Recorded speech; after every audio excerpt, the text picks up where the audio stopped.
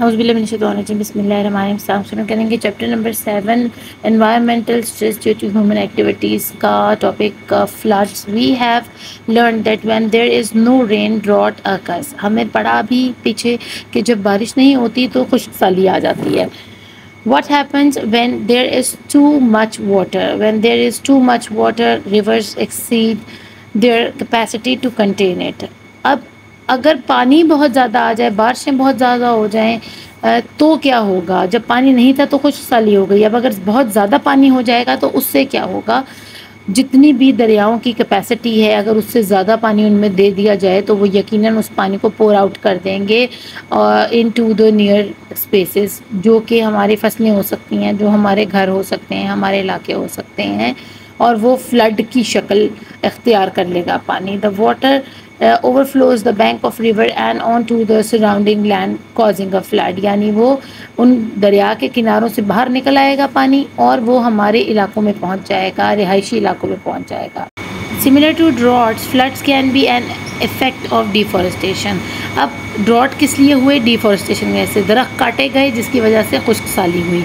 अब कहीं ना कहीं फ्लड भी अगर हम जाकर रिश्ता जोड़ें तो उसकी चेन जाकर इसी चीज़ से मिलती है, डिफॉरेस्टेशन से मिलती है। यानी ये भी सबब हुए दरख्त काटने की वजह से सैलाब आ गए।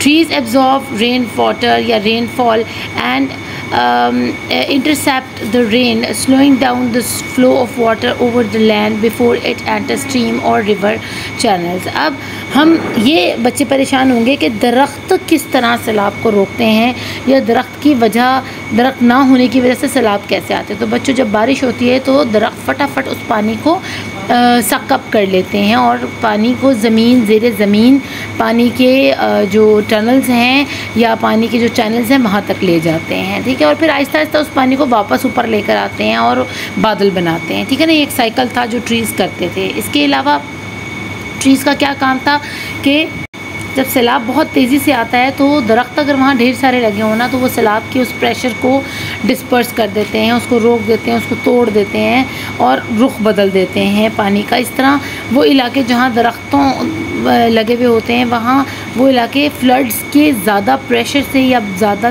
तबाही से बच जाते हैं।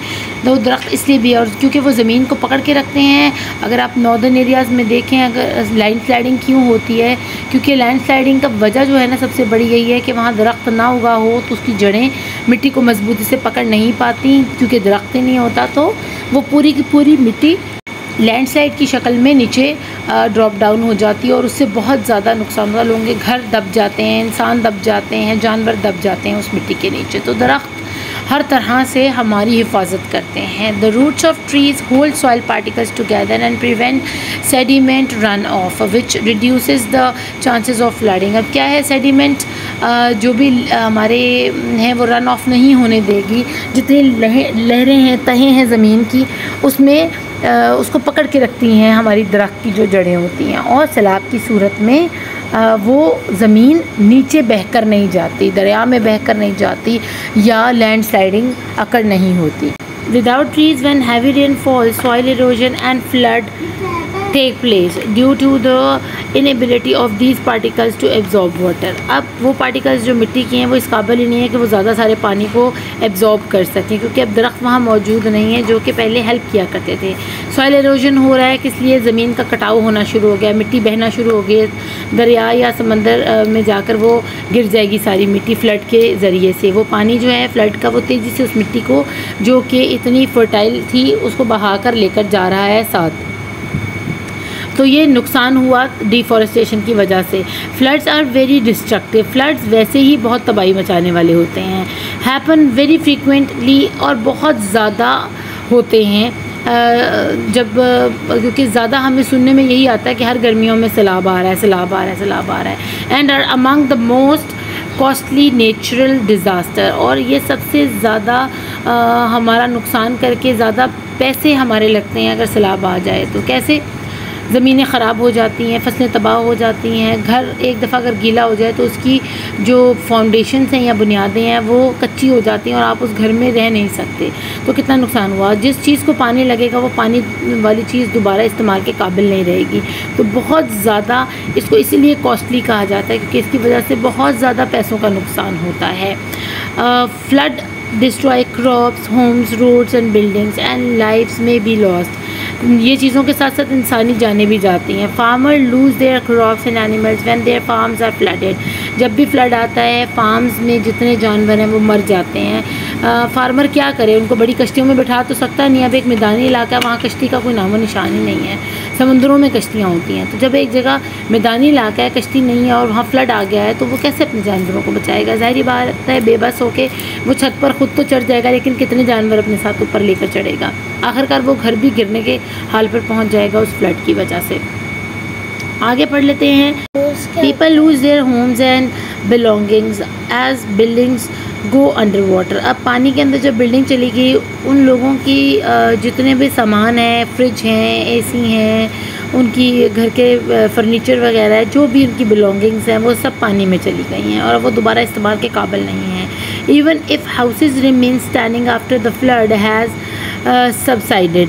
अब वो ऐसे घर जो पानी में रहे हैं काफ़ी देर के लिए, आपने बलूचिस्तान में देखा जो भी फ्लड आया रिसेंट इसी ईयर में शुरू में, तो वो फ्लड वाले जितने घर हैं ना वो आहिस्ता आहिस्ता गिरना शुरू हो गए क्योंकि वो इस काबिल ही नहीं रहे, वो कमज़ोर हो चुके हुए हैं.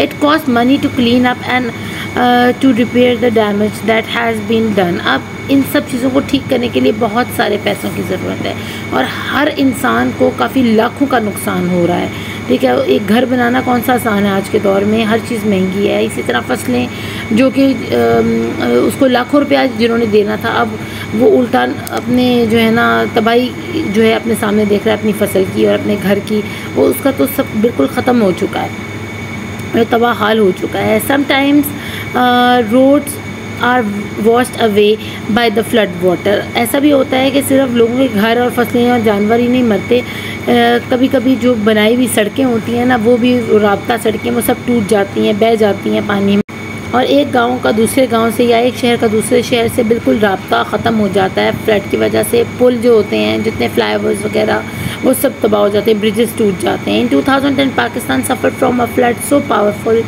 That everything in its path was destroyed. अब 2010 में आया और अब ये जब अपडेट करेंगे इस बुक को तो यकीनन वो 2023 का जो सैलाब आया ना उसके बारे में भी ज़रूर ज़िक्र करेंगे क्योंकि ये भी बहुत पावरफुल था जो सवात और बलूचिस्तान में आया.